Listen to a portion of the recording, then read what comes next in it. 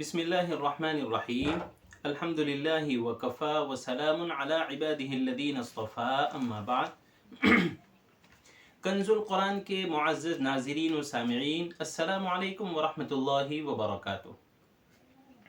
آج کا عنوان ہے مدارس و جامعات میں شعبہ تحفیظ کا مسابقۃ القرآن الکریم کیسے کریں۔ عزیزو، اس سے پہلے دو قسطوں میں کافی باتیں ذکر کر چکا ہوں۔ قسط اول میں ہم نے کچھ فوائد بتائے مسابقے سے متعلق۔ اس کے بعد مسابقے کی تیاری کب شروع کریں یہ بتایا۔ اس کے بعد مسابقے کی مقدار کیا ہوگی اس کو سمجھایا، اور پھر دوسری قسط میں دوسری کلپ کے اندر تیاری کس طریقے سے کریں وہ سمجھایا ہے، اور طلبہ تیاری کیسے کریں اس کو سکھایا ہے کہ طلبہ کو تیاری کرنا سکھائیں۔ یہ عنوان دے کر ہم نے کافی باتیں بتلائی تھی۔ اور اس کے بعد مقدار مسابقہ کو کیسے سنا جائے بحیثیت استاد اس کو سمجھایا ہے۔ پھر دوسری قسط میں آخری بات یہ تھی کہ ساری تیاری ہو جانے کے بعد سوالات کس طریقے سے کرنا ہے وہ سمجھایا ہے۔ اب آج قسط ثالث یعنی تیسری قسط کے اندر ہم بات کرنے جا رہے ہیں کہ داخلی مسابقہ کیسے ہو، یعنی طلبہ تیاری کیسے کرے، ہم کس طریقے سے سنیں، سوالات کس طریقے سے ہو۔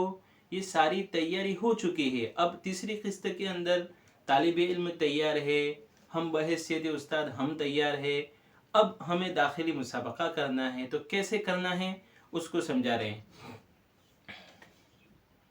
کہ اعلان مسابقہ کے بعد درجات حفظ کی جمیع طلباء نے شرکت کی تھی۔ اب ضمنی مسابقے کے ذریعے ایسے طلباء کا انتخاب کیا جائے گا جو ہر جہت یعنی پختگی حفظ، صحت و ادا، حسن وقف و ابتدا اور جرأت میں عمدہ اور بہتر ہو۔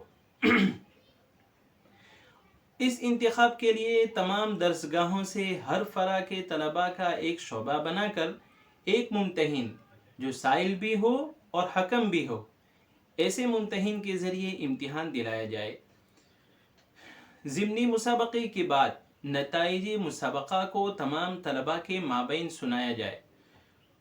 انفرادی کیفیت کو بطور خاص سنایا جائے تاکہ وہ اپنی کمی کوتاہی سے بخوبی واقف ہو اور آئندہ ان اغلاط کا اعادہ نہ کرے۔ نیز نتائج مسابقہ کے اعلان کرتے وقت ان طلباء کو نمایاں کریں جنہوں نے ہر فرع میں 1 سے 4 نمبرات پر کامیابی حاصل کی ہے۔ اس موقع پر ان کو اور ان کے طلباء کو یعنی طلباء کو اور ان کی اساتذہ کرام کو مبارکباد پیش کریں اور فائنل مسابقے میں شرکت کا مژدہ سنائیں۔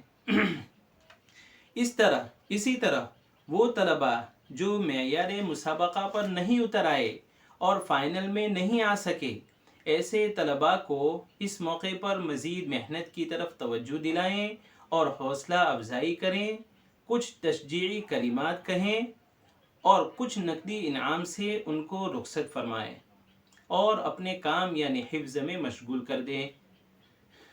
نیز ضمنی مسابقے کے نتائج و نمبرات کی 2 پرچیاں بنائیں۔ ایک پرچی اس بچے کو تیار کرنے والے استاذ محترم کو پہنچائے تاکہ ان اغلاط کی اصلاح کر سکے اگر غلطی آئی ہے، اٹک آئی ہے تو، اور دوسری پرچی ادارے کے اشتہار باکس میں چسپاں کریں۔ جی، یہ داخلی مسابقے کی کچھ باتیں تھی۔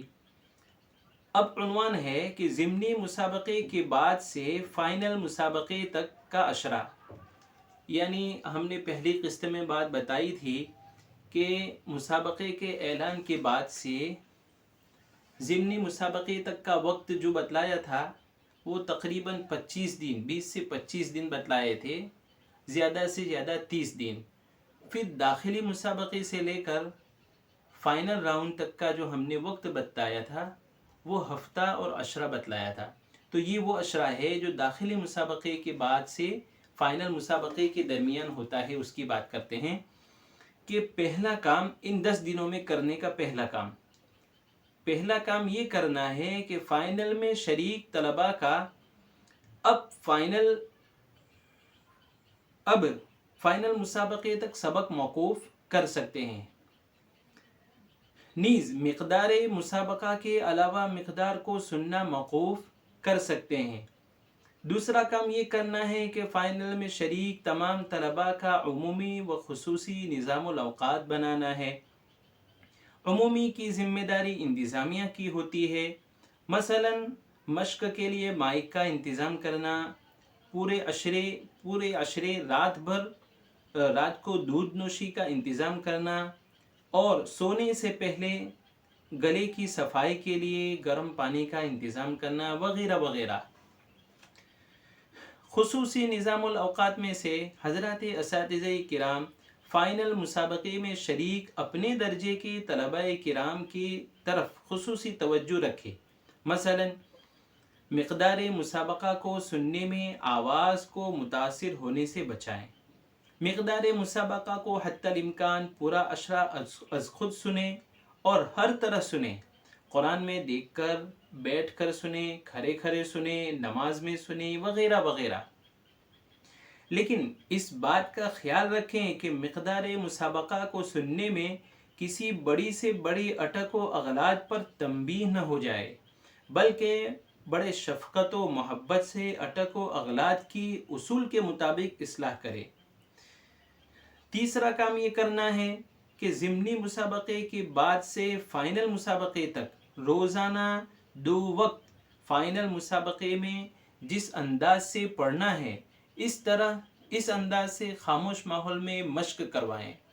نیز سوالات بھی اس طرح کریں اور اتنی ہی مقدار میں کریں جتنی بروز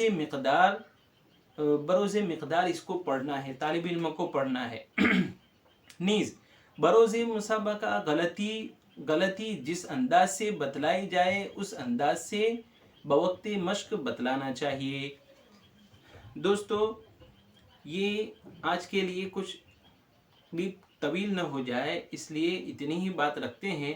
مزید اور باتیں ہیں انشاءاللہ قسط رابع کے اندر پوری باتوں کو بیان کر دیں گے، اور قسط رابع یہ آخری قسط ہوگی، اور فائنل راؤنڈ میں کس طریقے سے کام کرنا ہے اس پر بھی کچھ روشنی ڈالیں گے انشاءاللہ تعالی. آج کے لیے اتنا ہی فقط.